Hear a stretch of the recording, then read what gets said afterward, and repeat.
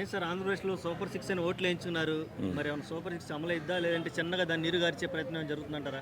అరే రే జగన్ బాబు లేడే ఆ, ఇవాళ ఇందాక నేను టీవీ చూసా. ఉమ్, సూపర్ 6 అమలు చేయవలసిన బాధ్యత మన మీద ఉందని చెప్పి పవన్ కళ్యాణ్ గారు అడిగారు. ఉమ్, అడిగితే చంద్రబాబు నాయుడు నిజమే అది, సూపర్ 6ని మనం ఎలా అమలు చేయాలి, ఈ రకంగా మనం కొంచెం ఇబ్బందుల్లో పడిపోయింది రాష్ట్రం, కాబట్టి తప్పనిసరిగా అమలు చేద్దాం కనేసి సూపర్ 6 మీద గురించి కుస్తీ పడుతున్నారు వాళ్ళు.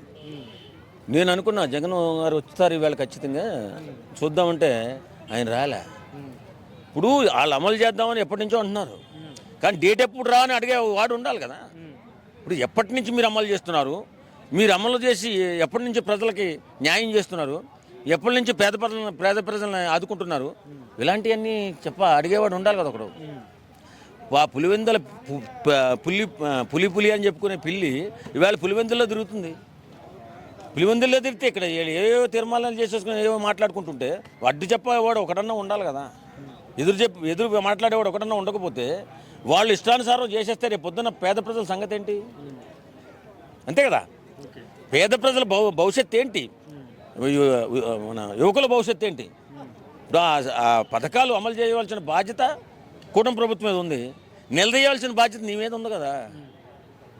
మరి నువ్వేం మాట్లాడకుండా నువ్వు అక్కడెక్కడో ఉంటే ఇక్కడ వీళ్ళు ఇష్టం వచ్చిన మాట్లాడి డేట్ చెప్పకుండా టైం చెప్పకుండా వీళ్ళు ఇష్టం వచ్చిన ప్రభుత్వ పాలన చేస్తుంటే రేపు పొద్దున్న పేదవాడు అన్యాయం అయిపోతాడు కదా.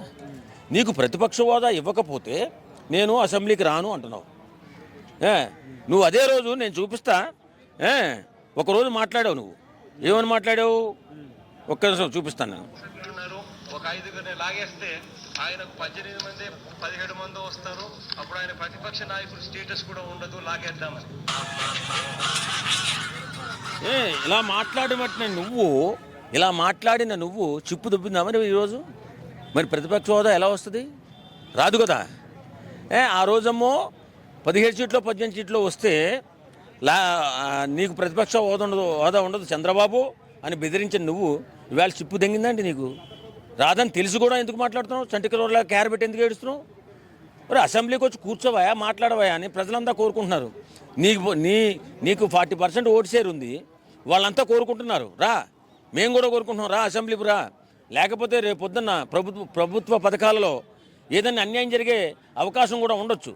జగన్ గారు వచ్చి నిలదీయండి, చంద్రబాబు నాయుడు నిలదీయండి. నువ్వు సూపర్ 6 చేస్తానో ఇంతవరకు ఎంతకు అమలు చేయలేదని మేము మాట్లాడితే అవ్వదు కదా, నువ్వు మాట్లాడాలి కదా. పులివెందుల్లో వెళ్ళిపోయి పులిలాగా అక్కడేం చేస్తున్నావు ఆయన? సూపర్ 6 గురించి మాట్లాడుతూ అభివృద్ధి గురించి వాళ్ళే మాట్లాడుకుంటుంటే అంటే వాళ్ళు మాట్లాడుకుంటే సరిపోద్దా? వాళ్ళు ఒకటి అయిపోయి మాట్లాడుకుంటారు. మరి నువ్వు ప్రజలకు అన్యాయం చేసినట్టు అవుతావు. నువ్వేదో వాద ఇవ్వలేదని రాకపోవడం కాదు అది.